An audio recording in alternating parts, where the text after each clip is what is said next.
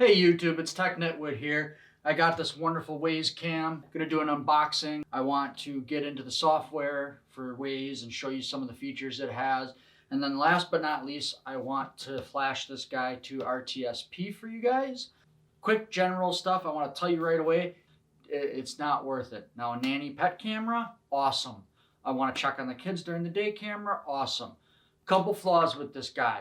If you don't have a network video recorder, it's not a security camera because the only thing you have is a cloud account. Now, if you lose your internet, someone's breaking your house and they cut your lines. Well, you lost your internet, the cloud stuff's gone. They grabbed this camera with the card in there. Well, now the evidence is gone.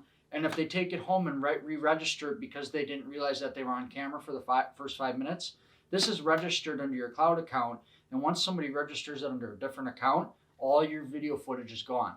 I don't know if Wyze will fix that. Nests like that. There's like 6 or 7 other manufacturers that have their cloud-based stuff that is like that, and I don't know why, but they need to fix it. It is a very big vulnerability. My other gripe with this is that they don't have RTSP just built right in, or a way that you can buy a little Wyze device that has a hard drive in it that acts as an NVR. You could hide it in your house or put it in a steel box and bolt it down to a concrete floor or your slab. That would be the best bet for this guy. But anyways, I'm going to stop blabbing. I'm going to open this box up and show you what everything is included, go over the general overview of the Wyze app, and then that's where we'll go. Couple things first. If you are trying to do RSTP, you do not want to use a 128 gigabit card. If you don't have a version 10 card, it will not flash the BIOS on this. If you need to get the firmware flashed, you have to have a V10 card. Otherwise, it will not pick it up. It's probably something that you will scratch your head if you buy one of these and you're like, why is it not working? I'm following the instructions exactly. Well, I grabbed a card that was a little, 2 years old out of my cell phone. It was a 32 gig. It should have worked, but it didn't. So that's what's in this package right here. I ordered 2 of these guys, so I have them. Just because I'm like, you know what? Let me order what they say I'm supposed to have. One nice feature about this guy, once you get it flashed, you can put the 128 gigabit card in there. It will write to it. I'm going to get this guy opened up for you guys, and then we'll go through the software real quick.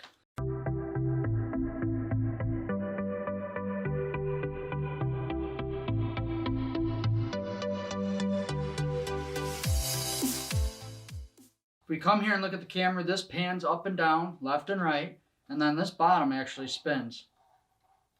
Then, of course, the microphone and LED light for indication is right here. Come back around here. You're going to have your setup button for programming or defaulting. It's going to be in this corner right here. And then in the back here is where you actually plug the device in, our mini micro USB. It's the old style. It's the guy that's flat and has a hump. So let me get this guy plugged in for you guys, and we will go through a basic setup of the Wyze pan tilt zoom camera. This cord is pretty long. I will say this is probably a 6-foot cord. It's just regular USB on one end, so if you wanted to get a 10-foot cord because you wanted to try to put this outside or something, you could. Now this is not a waterproof camera, and it doesn't come with a mount. It does come with one of the threaded bottoms, so you could get that thread and then, of course, from your hardware store, and you could jury rig something to get this mounted up to something. It looks like this is more for like a tripod for my cameras than for something that Wyze would have. Now, I have not looked at the accessories Wyze has. I've been on their webpage, and I might be wrong about this, but I thought they had an outdoor case for some of their cameras. If they do, that's awesome. But the problem comes back to is if you can't use RTSP to go to a local video recorder, you're stuck with their cloud and their TF support. And then we come back to the whole, if someone steals it, you lose the card in there, and then they're re-registered under their account, and you lost all your video. So give me a second, guys, here. I'm going to go ahead and plug this guy into our test wall. And we will go ahead and get it synced up to the cell phone, and I will walk you through how to set one of these up the basic way. It was off. So an orange LED is going to come up right away when it first comes on. It should automatically go to setup. And this is when you're going to get your cell phone out and you're going to want to go and download the Wyze app. If for some reason it's doing like it's doing now and it's not saying, it should be talking to us right now, and it's not, you're going to come over here and you're going to hold this for 5 to 7 seconds. Oh, there we go. Takes a little bit to boot up sometimes. It's going to do its little dance. And while it's doing its little dance, I'm going to download the Wyze app, come over to here, and I'm going to start up a screen grab with the cell phone. All right, guys, after it does its little dance, you're going to come over here, you're going to hit your Wyze app that you just downloaded, you're going to hit new device. So Wyze Pan Cam. And then you're going to select that guy. It's going to say plug your Wyze Cam in into a power outlet, you know, the yellow light will come on. You're going to hit next. I heard ready to connect. We didn't hear ready to connect. So I'm going to show you if that happens to you, what you're going to do. You're going to come here, and the blue light's on, so it should be trying to connect, but we're going to come here and hold this for 3 to 5 seconds, and it should start saying, ready to connect. 1000. There we go. So now I said, and you're going to hit the button here that says, I heard ready to connect. Hit next. And this is where you're going to enter in your network information. You're going to have, it can only use 2.4. It will not use 5 gigahertz. That's another gripe I have with CCTV cameras. But I mean, there are $40 packages that are wireless that can use 5 gigahertz. With 1080p and 2K cameras, it is pushing a lot of bandwidth, especially when you get up there in the megapixels. So 2.4 gigahertz is kind of an issue. So anyways, back to the app, you're going to select your network, type in your SSID, and then you're going to hit next. And then it's going to say, scan the QR code. You're going to take the camera, and you're going to point it, and it's going to scan the QR code like that. And then you're going to say, I heard QR code scanned. And she talks back to you and says, I scanned the QR code. You're going to hit next. Make sure that this device is about an inch away. They have an issue if it's not, and I don't know why. It's going through the Wi-Fi, but for some reason I've sat there and it won't connect. Well, that time it came up really fast. So I'm going to name this guy my test wall. My test wall, finish. And then, of course, there we go. We are finished. And at this point, the first thing that comes up, and I think this is kind of neat, and Wyze is hitting it out of the park here, share with a family member. And then I can add a family member and hit share device. I'm not going to do that right now, but you can do that and follow the instructions, and it's pretty easy to, get it down.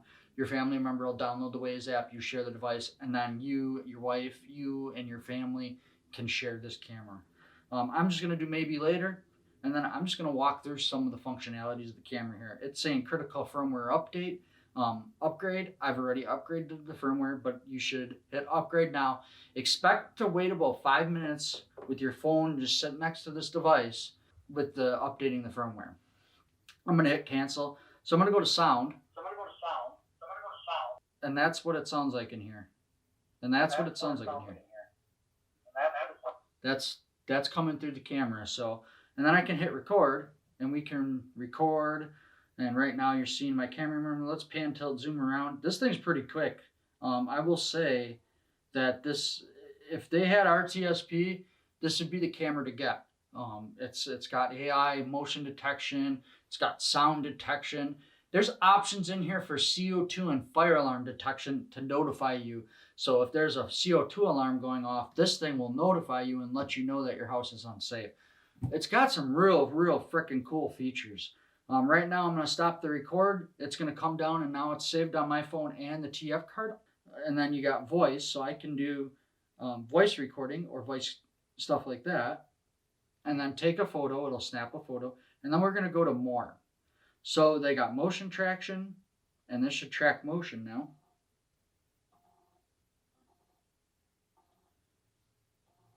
Pretty neat, guys, huh? So it's tracking the motion. So if I, come on, dude, follow me. Come on, little guy. Come on. Nope, I want to go that way. Come on. So it's following me around right now. That's a feature that's pretty neat. Sonoff camera does not have that. I could probably script it in the Sonoff camera, but they have that in the firmware built in. Now, if you install the RTSP stuff, which would turn this into a really awesome security camera, especially for the price point, this thing, they would knock it out of the park. It would be a home run. Right now, they've only made it to first base. So it's still an awesome camera. They still got a chance to make it all the way home, but it's yeah, they're, hey, it's just not, it's not up to my snuff of a northerner's, you know, a techie northerner that I am. But the features are absolutely awesome. It's got pan scan, and you can schedule this thing to literally scan your room, go back and forth, back and forth. It's really neat. So motion triggered pan scan. So it's going to scan the room, but it's also going to do motion triggering. So if it sees motion, it's going to start panning. And then you can do time lapse, where it will time lapse around the room, and then you can just turn the camera off. I just turned the camera off right now. So right now on the cell phone, it's turned off. If I hit power, it's going to bring it up, and it should bring the motion tracking stuff back. And it's so much faster than the Sonoff, at least with the PTZ stuff. So I mean, they've done an awesome job with this camera. Let me cancel the sound here. And let's turn pan scan off. I'm going to show you some of the other features. So if we go up here to the little gear icon on the top right, you got event recording, and you can do your scheduling. You got all day. You got detect motion, detect sound. That's where that setting is. You got notifications, which you can do. Come on. You got notifications where you can do send sound notifications. You can have a person, motion, sound. And this has got an AI. Actually, the software is built in, and they utilized an AI. It can tell the difference between a pet, a possum, a car, and a person. It's pretty neat. So if it sees a person, it will send you a notification. So if you want to stick this guy pointing out your window and someone walks by and there's a person, it will send your cell phone a notification, which is really, really, really neat. You got detection settings. You can set the sensitivity for your motion detection and sound detection. You can actually set up detection zones. So if you come into here, this is another neat feature. You got to turn it on for it to work. And I can set up a detection zone, and you just grab the corner and make it larger and smaller. You know, and then you can set all that stuff up and say, I only want this side of the room. So I'm going to make it the whole size, but I only want this quarter of this room. So I'm going to do that. So now the portion that's highlighted is the portion that it's going to detect motion, and then it'll send either notifications or recording. It's kind of like a mask feature. You're masking out the other side of the room. We're going to come back here, and we are going to go into alarm settings. And this is where the smoke alarm and CO2 settings are that I was talking about before. It'll send you notifications and alerts. And then you have advanced settings. This is where if you set up RTSP, it'd be right at the top up here. You can also turn off the infrared guy for night vision, or you can have it on auto. You can do camera status light. You can do all sorts of stuff. Rotate 180 degrees. So if you do end up mounting it like that, it lets you rotate it. Time stamping watermark. That is for law enforcement and stuff like that. You have to have a time stamping watermark. Otherwise, it's not admissible in some states and some courts. But let's leave this thing alone. It's not really a security camera because it doesn't have an MVR. I really feel, that's my opinion. If you feel that it is, and you can overlook the vulnerabilities of the cloud stuff, and if someone was to actually steal the camera, you know, then it's perfect for you. They're cheap, and it has tons and tons of features. This thing is feature rich, and I absolutely love it. And you can actually come over here and schedule in automations, and this allows you to go into like home automation and schedule all that stuff. I'm not going to get into that now. It is way complex for this video. And then this video is going to be way too long with me also doing the RTSP. So I'm going to come down here, and the last but not least is you got extended device and plug-in or device info and an extended device. Extended device is if you have the Wyze bridge, if I'm not mistaken, and you're going to link other sensors with the Wyze. So you also have restart device and delete device. If the device isn't responding or something like that, then you can still change the options in here, hit restart device, and it will restart the device. Top left corner is going to be your different, you got 3 settings for quality. You got 360, standard def, and HD. Currently you're seeing the HD version on here. I will go to 360 and it will get, of course it'll get a lot chromier. Oh wow, that is pretty bad. But yeah, so if you have a multitude of these and you got them all loaded in your phone, it's going to be using a lot of bandwidth, and especially with it only being on 2.4, there's an issue there because you have only so much speed it can push through that pipeline. Hey guys, quick question for you. If you get a chance, and I know you guys would probably like cameras because you're checking out my videos, if you'd like me to do the Blue Iris software, comment below, or some other type of NVRs or cameras that are out there that you're really interested in. If you guys have them and you want me to review them and go through them with a fine-tooth comb for you, hey, just throw them down in the comment section. I will be more than happy to do it for you. Also, I want to thank all the subscribers that I've gotten. You guys are awesome. You're the reason I do this. And yeah, so let's get...